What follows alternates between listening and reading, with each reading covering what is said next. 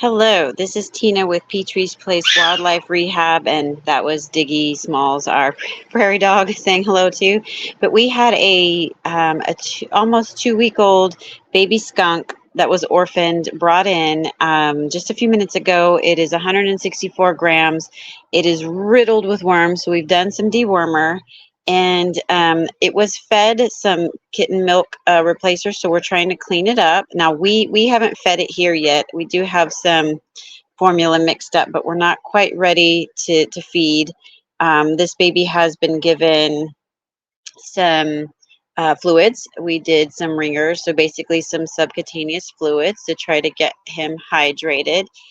We are trying to stimulate since we did deworm and keep them from getting too settled. We don't want the worms to spread to any other animals, so we will keep this baby quarantined. But luckily, we are seeing a little bit of urination. It did have a little bowel movement when it got here because it had been fed previously, but the worms are causing some serious bloat. You can see he's positively responding to the stimulation. So that is a good sign. It isn't very vocal, which is a little bit of a concern, but baby skunks are going to be out and about here in South Texas this time of year.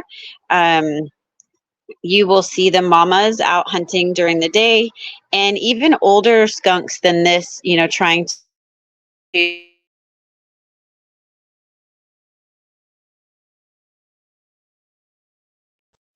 a sign of rabies. Uh-oh, looks like we we dropped, but we're back.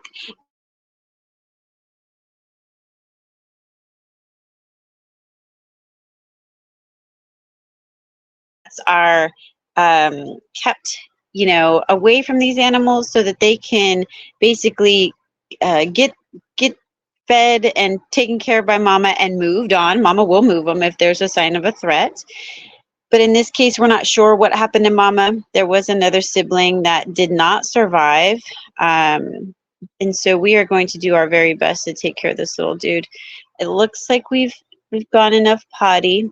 Now overall, the baby doesn't have any injuries. There is one small nick on the tail, which could just be an ant bite because the baby was found outside and in the grass.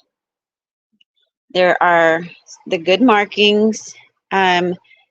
We cannot tell whether or not this baby is healthy because of the worms and the bloat, and his temperature is pretty cold, so we're trying to warm him up. And I am here alone, so I'm not able to see any kind of comments or chats or anything. So if you have any questions or you want to let me know anything, I will get back to you after.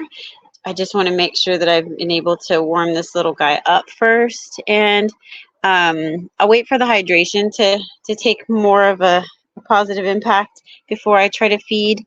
I was hoping to make sure that we saw a good movement here, bowel movement here, but every time I think he's going to try, he doesn't. Sorry, I'm not trying to keep you out of frame. This is a little more difficult than I thought because he's so tiny. So to try to put him in perspective, here is a sugar packet.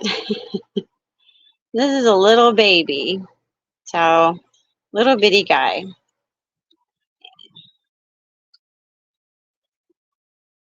I just want to warm him up gently. Mama would lick them clean like a kitten, so we're not gonna do that ourselves, but we are gonna try to keep some warm, some blood flowing in the little baby.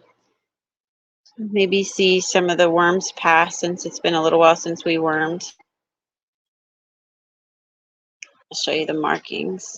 Beautiful markings on this little baby. Now, skunks are really, really good to have in your neighborhood. Skunks, one of their favorite sources of food are going to be hornets' nests. They also like to eat snakes and grubs and scorpions. In South Texas, that's big for us, but they like to eat scorpions. And that was a good little response. Mice, they do feed on mice. They prefer live mice, and so that's a risk if you're using any kind of poison or if someone's putting out poison. The mice will eat it, and then the skunks will eat those mice, and that's very dangerous for the skunks. but they're pest eaters. You want to see them around. And although, you know, the fear is that they could spray, it's really easy to get the skunk's scent out of you and your animals, and that would be cheap champagne. Don't worry about the tomato sauce and all of that. You're going to want to use cheap champagne or blue Listerine, but cheap champagne is literally less expensive than blue Listerine. So we are hoping that this is going to have a positive and happy ending. Right now we're going to get this little baby back into some warmth because my hands can't keep it warm enough, and check on him every few minutes. He is trying to cry. There's so much noise in here that you really can't hear anything.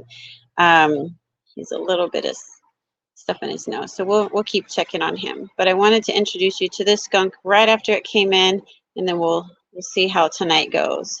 Hopefully this ends in a positive way. Well, I appreciate you guys joining me, and I will try to keep you updated on this little guy and whether or not he gets a name.